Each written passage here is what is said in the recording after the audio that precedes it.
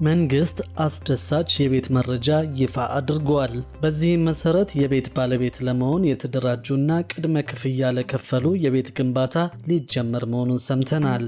መንግስት አስደሳች የቤት መረጃ ይፋ አድርጓል። በዚህም መሰረት የቤት ባለቤት ለመሆን የተደራጁና ቅድመ ክፍያ ለከፈሉ የቤት ግንባታ ሊጀመር መሆኑን ሰምተናል። የአዲስ አበባ ከተማ አስተዳደር ትምህርት ቢሮ ኃላፊ ዶክተር ዘላለም ሙላቱና የከተማ አስተዳደሩ የቤቶች ልማትና አስተዳደር ቢሮ ኃላፊ ወይዘሮ ቅድስት ወልደ ጊዮርጊስ በየደረጃው ከሚገኙ የአዲስ አበባ መምህራን ማህበር አመራሮች ጋር መምህራንን የቤት ባለቤት ለማድረግ የተከናወኑ ተግባራትን ገምግመዋል። በመርሃ ግብሩ ላይ ምክትል ቢሮ ኃላፊው አቶ አሊ ከማል እስካሁን ያለውን አፈጻጸም መሰረት ያደረገ ሪፖርት አቅርበው ውይይት ተካሂዶበታል። የአዲስ አበባ ከተማ አስተዳደር ትምህርት ቢሮ ኃላፊ ዶክተር ዘላለም ሙላቱ በከተማ አስተዳደሩ የሚገኙ ቤት ፈላጊ መምህራንን የቤት ባለቤት ለማድረግ ቢሮ ጉዳዩ ከሚመለከታቸው ባለድርሻ አካላት ጋር በመሆን በከፍተኛ ትኩረት እየሰራ መሆኑን ጠቁመዋል። በማህበር ተደራጅተው በንግድ ባንክ ወደ ተከፈተው ዝግ አካውንት ቅድመ ክፍያ አስገብተው ያጠናቀቁ ማህበራት ወደ ግንባታ እንዲገቡ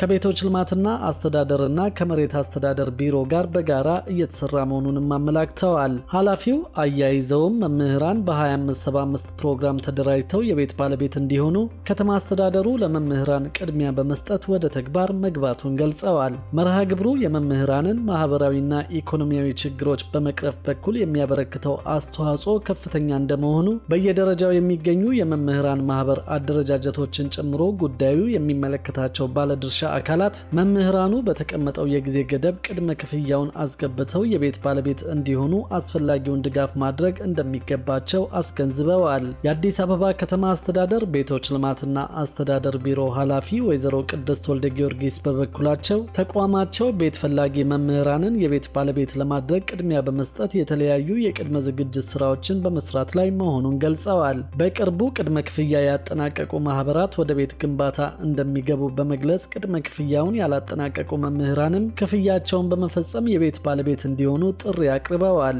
የአዲስ አበባ ህብረት ስራ ኮሚሽነር ወይዘሮ ልዕልቲ ግዳይ በበኩላቸው ኮሚሽኑ በ2017 ዓ.ም 23433 ቤት ፈላጊ መምህራንን በ264 ማህበራት ማደራጀቱን ገልጸው ከማህበራት ውስጥ 25 በመቶ ቅድመ ክፍያ ቁጠባ የጨረሱት 96 ያሉ መሆናቸውን ተናግረዋል። የ96 ማህበራት አባላት የሆኑት 8595 መምህራን ህጉ የሚፈቅድላቸውን 25 በመቶ የቅድመ ክፍያ ቁጠባ የጨረሱ መሆናቸውን ጠቅሰው መንግስት ባዘጋጀላቸው መሬት ላይ በቅርቡ ወደ ግንባታ መግባት እንደሚችሉ አስታውቀዋል። ቀሪዎቹ 168 ማህበራት ደግሞ 25 በመቶ የቅድመ ቁጠባቸውን ቀስ በቀስ በመጨረስ ወደ ስራ ለመግባት መወሰናቸውን አክለዋል። ከዚህ በፊት ቤት ለማግኘት የሚቀመጠውን ቅድመ ቁጠባ መጨረስ ግዴታ መሆኑን ያስታወሱት ወይዘሮ ልዕልቲ መምህራን ግን ልዩ ሁኔታ ተሰጥቷቸው ቅድመ ቁጠባቸውን ቀስ በቀስ እያሟሉ ወደ ስራ እንዲገቡ እንደተፈቀደላቸውና እንደተደራጁ ጠቁመዋል። በቀጣይ በማህበር የተደራጁ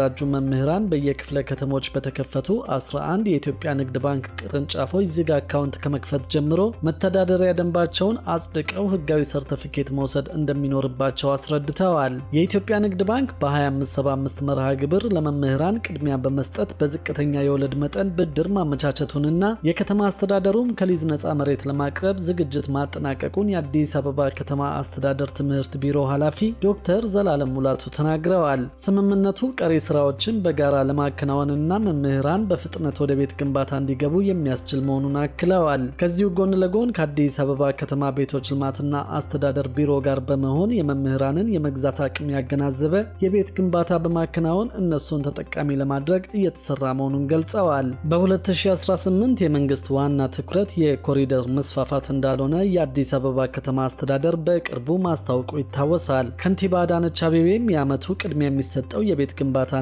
የውሃ አቅርቦት ማሻሻል ነው ሲሉ መናገራቸው የሚታወስ ነው። እንደ ከንቲባዋ ገለጻ ከሆነ በዚህ ዓመት ምንም አይነት አዲስ የኮሪደር ልማት ስራ እንደማይኖር ተናግረዋል። የአዲስ አበባ ከተማን የማደስ፣ የማዘመን፣ የማጽዳት እንዲሁም መሰረተ ልማቶችን ለህዝብ ተደራሽ የማድረግ ስራ ለሁሉም አካባቢዎች እንደሚያስፈልግም አስገንዝበዋል። የተጀመሩት ስራዎችና የተገኙት ውጤቶች ከከተማ የከተማችን ስፋት አንጻር ገና ነው፣ ገና ከዚህ በላይ መስራት ይገባናል ያሉት ከንቲባዋ ነገር ግን ተመሳሳይ ስራዎች ሲሰሩ እቅድና ዝግጅት እንደሚያስፈልግ ተናግረዋል። እንደምታውቁት ቤት ያስፈልጋል፣ ለመሰረተ ልማቶቹ የበጀት ዝግጅት ያስፈልጋል፣ በጀቶቻችን ላይ ቅደም ተከተል ማስያዝ ያስፈልገናል ሲሉ ለከተማዋ ምክር ቤት አባላት አስረድተዋል። ለዚህም የሚሆን በጀት የከተማዋ ምክር ቤት ባለፈው መደበኛ ጉባኤ ማጽደቁን አስታውሰዋል። የአዲስ አበባ ምክር ቤት ባለፈው ሐምሌ ወር መጀመሪያ ላይ ባደረገው መደበኛ ጉባኤው ያጸደቀው በጀት 350.1 ቢሊዮን ብር ነበር። ከዘንድሮ የአዲስ አበባ በጀት ውስጥ ለቤቶች ልማት ዘርፍ የተመደበው 24.6 ቢሊዮን ብር እንደሆነ ይታወቃል።